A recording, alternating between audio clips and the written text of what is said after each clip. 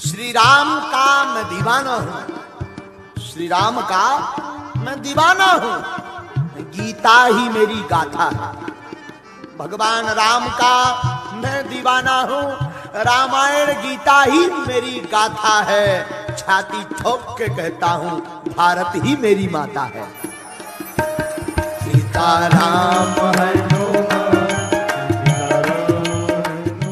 नमस्कार दोस्तों, स्वागत है आप सभी का एक बार फिर से हमारे इस चैनल में। दोस्तों आज की इस वीडियो में हम बात करने वाले हैं बागेश्वर धाम के प्रमुख महाराज धीरेन्द्र कृष्ण शास्त्री जी के जीवन परिचय के बारे में, इनकी बायोग्राफी। तो दोस्तों वीडियो शुरू करने से पहले छोटी सी रिक्वेस्ट है, वीडियो को लाइक करके चैनल को सब्सक्राइब जरूर कर लीजिए। तो सबसे पहले दोस्तों आपको बता देता हूँ, बागेश्वर धाम आश्रम बहुत पुराना है। आश्रम में इनके पिताजी के पिताजी यानी दादाजी यहीं बैठते थे।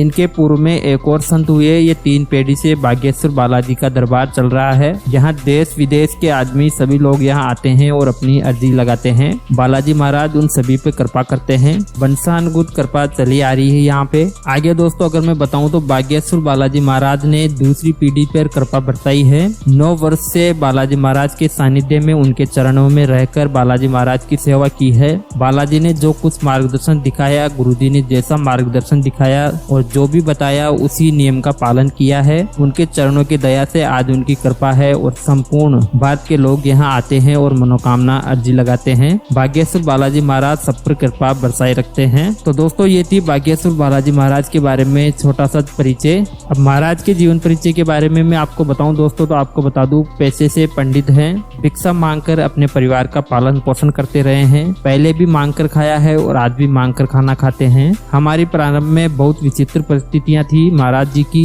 पिताजी कुछ नहीं किया करते थे, घर पे ही रहते थे। 2 भाइयों में से एक बहन है और घर में सबसे बड़े धीरेन्द्र कृष्ण महाराज थे। तो गांव में आपको बता दूं, भिक्षा मांगकर परिवार चलाते थे। सत्यनारायण की कथा वाचन कर और अमावस्या की पोथी बाँच कर परिवार चलाते थे। बागेश्वर धाम पर दादाजी रहा करते थे। और आपको बता दूं दोस्तों, यहाँ पे किसी भी तरह का जो चढ़ावा आता है बालाजी महाराज का, वहाँ पे उसको निजी जीवन में उपयोग में नहीं लिया जाता है। इस धाम की बड़ी महिमा है। अब तो देश विदेश से लोग यहाँ आते हैं और इसलिए बालाजी महाराज सभी लोगों पे कृपा बरसाते हैं। यहाँ से खाली नहीं जाता है कोई भी और उनके चरणों की दया सदा सब पे बनी रहती है। और महाराज पे भी प्रभु श्री राम की दया हुई और बागेश्वर बालाजी की दया हुई। इसके लिए उन्होंने भगवत कृपा से भोजन पानी चल रहा है। जीवन भर में उनकी सेवा की है। इसके आगे दोस्तों अगर मैं बात करूँ शिक्षा के बारे में, तो आपको बता दूं, इनकी दीक्षा और शिक्षा दादाजी के चरणों में हुई है। बागेश्वर धाम पर अधिक रहे हैं, स्कूल भी जाते रहे हैं, महीने 2-4 महीने, लेकिन सेवा ज्यादा करनी पड़ती थी। दादाजी सत्यनारायण की कथा वाचना और रामायण वाचना, पुराण वाचना और शिक्षा दीक्षा 8वीं तक गाँव में की।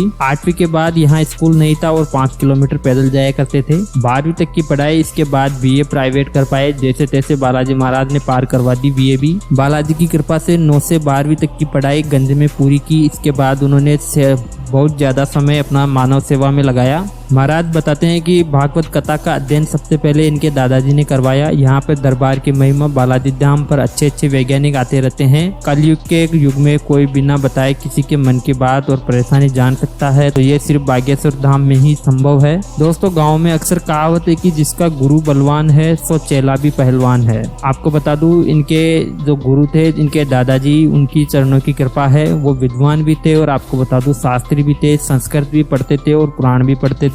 दादाजी बहुत बड़े महापुरुष थे। उनके चरणों में बैठकर उन्होंने ही मुझे भगवत सिखाई, रामायण सिखाए और मुझे दरबार की विधि भी बताई। और महाराज जी कहते हैं कि सबसे बड़ी बात यही है कि जब तक जीवन में गुरु नहीं है, जीवन अंधकार में है। और ये सब कुछ जो भी है वो गुरु की कृपा से ही हुआ है। आपको बता दूं साथियों, यहाँ पे अर्जी भी निःशुल्क लगती है, दरबार भी निःशुल्क लगता है और मिलना भी निःशुल्क है। साथ ही भंडारा निःशुल्क है, रुकना निःशुल्क है और सब कुछ निःशुल्क है। जब भीड़ ज्यादा आने लगी तो सबके ऊपर बालाजी महाराज कृपा करते रहे हैं। किसी का कैंसर ठीक हो गया, किसी की नौकरी लग गई, वो लोग 1-2 महीने का वेतन चढ़ावे के रूप में दे जाते हैं। और हमने सोचा कि ज्यादा पैसे आएंगे तो क्या करेंगे, तो आपको बता दूं, इन्होंने जब इनके पास ज्यादा चंदा आने लगा तो विचार किया कि गरीब कन्याओं का विवाह करवा दिया जाए। 1.5 साल पहले संकल्प लिया, जो चढ़ोतरी हुई उनसे गरीब कन्याओं का विवाह किया जाएगा। बालाजी की कृपा से 50 से 60 विवाह संपन्न कर दिए गए हैं। और जब जब तक तन मन में प्राण रहेंगे बालाजी की कृपा से ऐसे ही समाज सेवा में लगे रहेंगे।